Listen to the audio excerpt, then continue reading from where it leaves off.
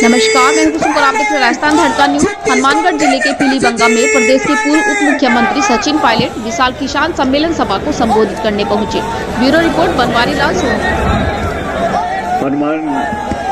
हनुमानगढ़ जिला कांग्रेस कमेटी के अध्यक्ष केसी बिश्नोई साहब, एआईसीसी के सचिव सम्मान्य कुलदीप इंदौरा साहब, मेरे नौजवान साथी और नागौर जिले से विधायक मुकेश भाकर जी,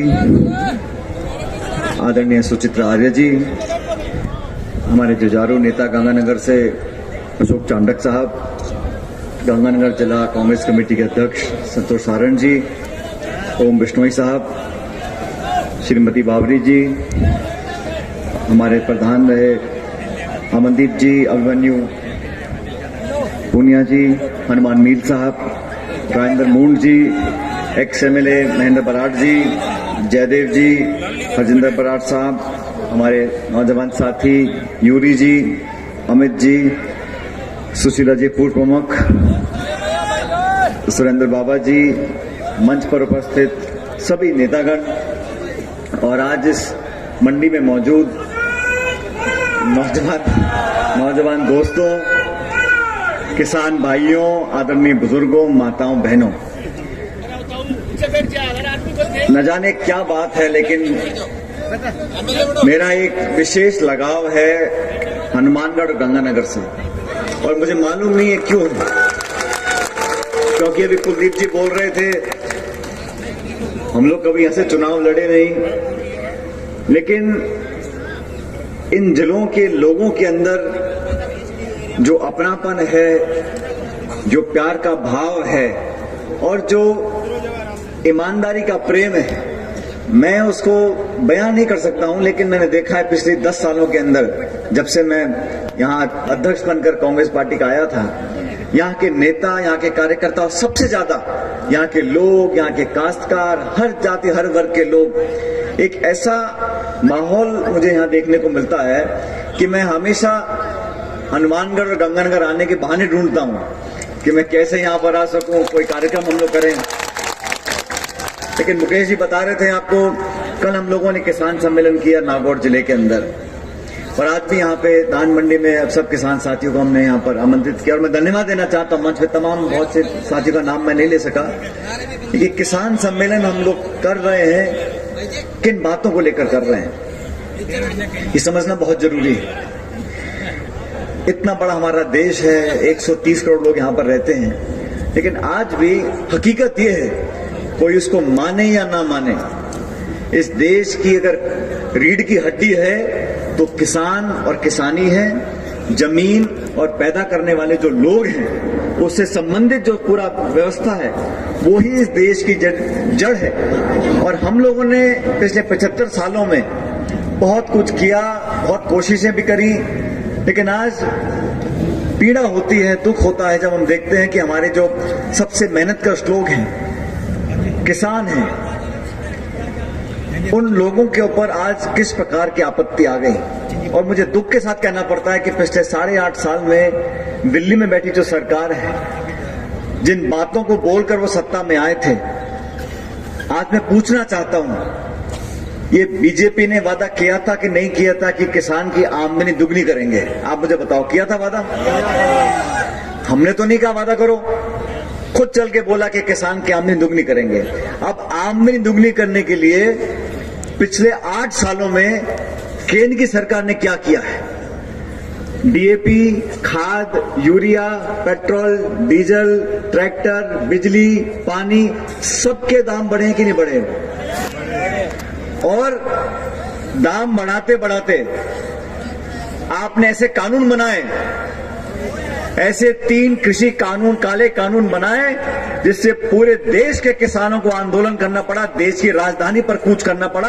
और फिर 1 साल के बाद ठंड में, गर्मी में, बर्फ में, बारिश में देश भर के किसान आंदोलन करते रहे, सैकड़ों किसानों की जान चली गई।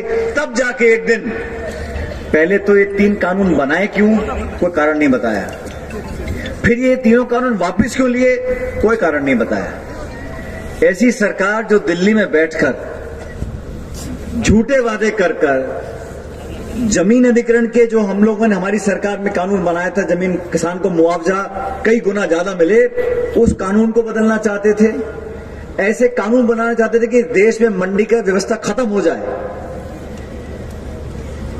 और किसान की आमदनी दुगनी करने की बात आप करते हैं। आज किसान को जरूरत किस बात की है? साथियों, कुछ छोटा मोटा उद्योग लगाता है, जूता चप्पल बनाता है, उसको लागत लगती है, रबड़ की, प्लास्टिक की, धागे की, बिजली की, लेबर की 10, 20, 50, उसकी लागत लगी 80 रुपए एक जोड़ी जूता बनाने की। 80 रुपए। वो बाजार में जाएगा, बोलेगा साहब 80 रुपए लागत लगी है, 20 रुपए मेरा मुनाफा है, ये 100 रुपए की जूती बेचूंगा मैं। यही व्यवस्था है ना।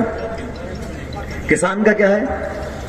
पूरा घर, पूरा कुनबा मजदूरी करे, सारे जो संसाधन हैं अनाज पैदा करने के वो सारे महंगे होते गए। उसको खाद, बीज, बिजली, पानी, कितना खर्चा उसका हो रहा है, डीजल का हो रहा है, ट्रैक्टर का हो रहा है, पंप का हो रहा है, कितना भी हो, उसकी लेबर भी फ्री है। फिर भी सरकार तय कर देती है इतने में खरीदेंगे, और वो भी खरीदते नहीं है। जो दाम तय किया जाता है एमएसपी का, उस पर भी खरीद कहां होती है? तो ये मुद्दा देश के सामने है। अब ये चतुराई से दिल्ली वाली सरकार क्या करती है, ऐसे ऐसे मुद्दे उठाती है। आप पूछो भाई, इस देश में गैस का सिलेंडर 1200 रुपए का क्यों बिक रहा है? कहते हैं हिंदू है और मुसलमान है। पेट्रोल डीजल देसी घी से महंगा हो गया। कहते हैं राम मंदिर और मस्जिद और ये और वो। उनके पास कोई जवाब नहीं है महंगाई का, कोई जवाब नहीं है बेरोजगारी का, कोई जवाब नहीं है कि किसान के जो हालात आज हुए हैं उस पर कौन जिम्मेदार है। इसलिए हम लोगों ने समझा कि हम प्रदेश देश में हर जगह जाकर किसानों को पहले संगठित करेंगे। देखो अभी जो हालात हैं, भाखड़ से सिंचाई जिले में होती है, उसको हम बेहतर कैसे कर सकते हैं। मैंने कुछ किसान साथियों से मुलाकात करी। अभी हाल ही में सरसों पे जो पाला पड़ा है, जो नुकसान फसल का हुआ है, मैं पूरी कोशिश करूंगा कि जयपुर में जाकर हमारी सरकार से मदद हम लोगों को मिले, खासकर जो सरसों का नुकसान इस पाले के कारण हमारे किसानों को हुआ है। बीमा में, मुआवजे में, हर जगह किसान को संघर्ष करना पड़ता है। पानी छुड़वाने के लिए, बिजली लेने के लिए, फसल खरीदने के लिए, हर जगह किसान को चारों तरफ से दबाया जा रहा है। हम चाहते हैं कि किसान की आवाज को बुलंद करें, और देश में किसानों के बच्चे हैं, गांव में रहने वाले लोगों के बच्चे हैं, जो जाके सरहद पर फौज में भर्ती होते हैं। अपनी छाती पे गोली खाने का जगह किसमें है?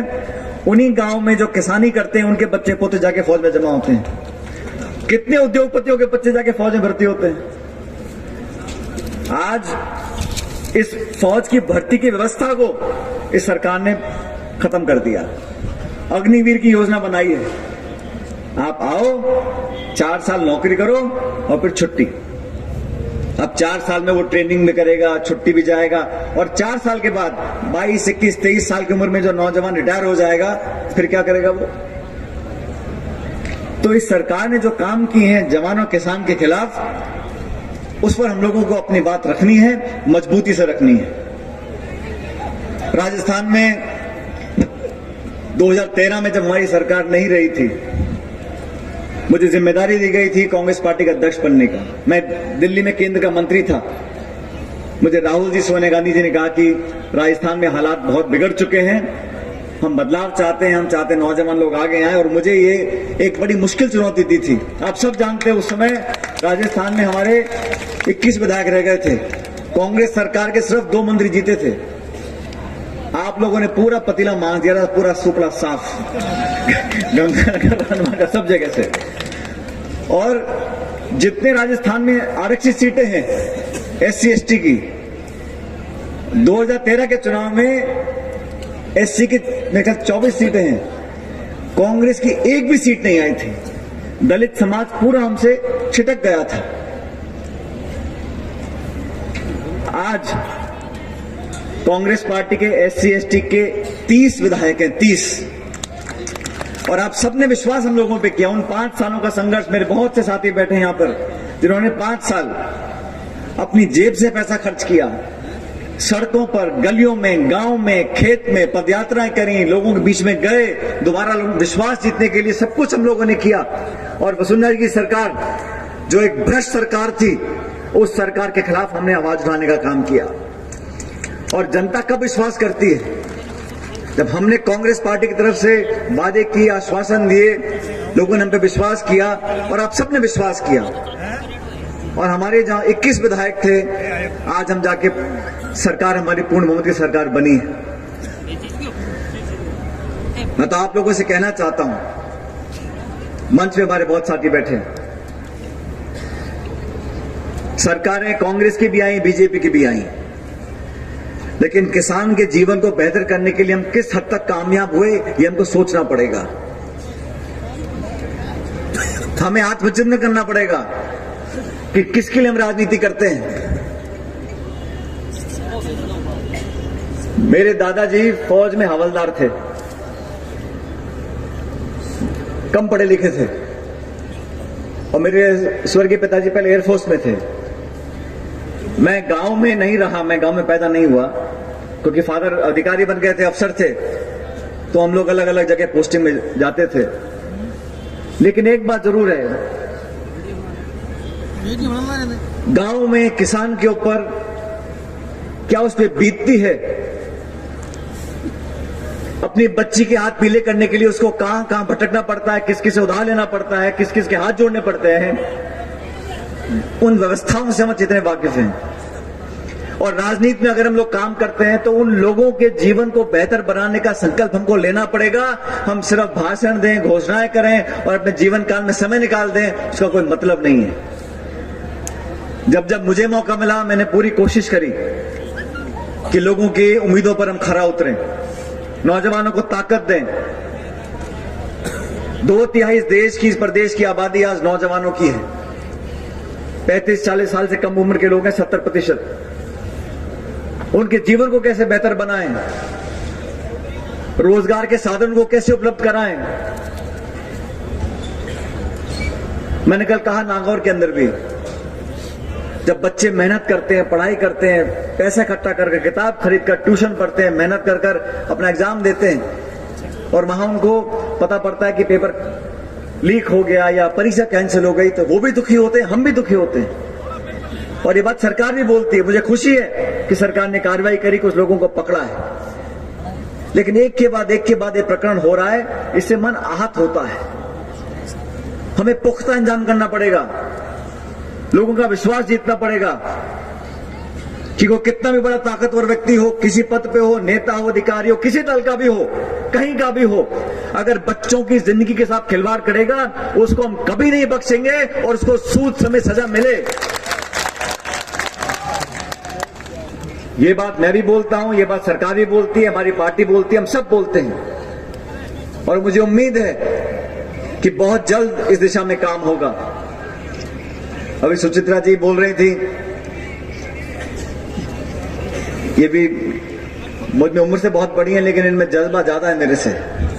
सुचित्रा जी ने कहा कि 10 महीने रह गए चुनाव में, बिल्कुल सही कहा आपने। 10-11 महीने बाद वोट पड़ेंगे। कांग्रेस में आप सबने देखा है, पिछले 3 महीनों से राहुल गांधी जी कन्याकुमारी से निकले पैदल और भारत को जोड़ने का उन्होंने संकल्प लिया। ये भारत जोड़ो यात्रा 75 साल के इतिहास में शायद पहली बार किसी एक नेता ने इतनी लंबी एक यात्रा निकाली बिना रुके। और मुझे सौभाग्य मिला, मैं 6-7 राज्यों में पैदल चला उनके साथ। राजस्थान में 18 दिन वो पैदल चले। संदेश क्या था?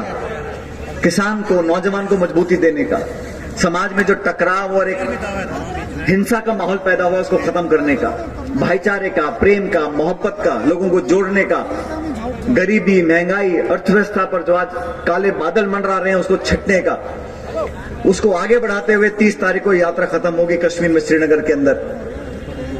लेकिन उस यात्रा के बाद आज हमारा दायित्व बनता है कि उस संदेश को गांव ढाणी तक लेकर जाएं। वो यात्रा तो चली गई, लेकिन यात्रा के बाद हर जिले, हर गांव, हर पंचायत, हर ब्लॉक, हर क्षेत्र में हम लोग जाएं, लोगों को संदेश दें कि हम आपके साथ खड़े हैं।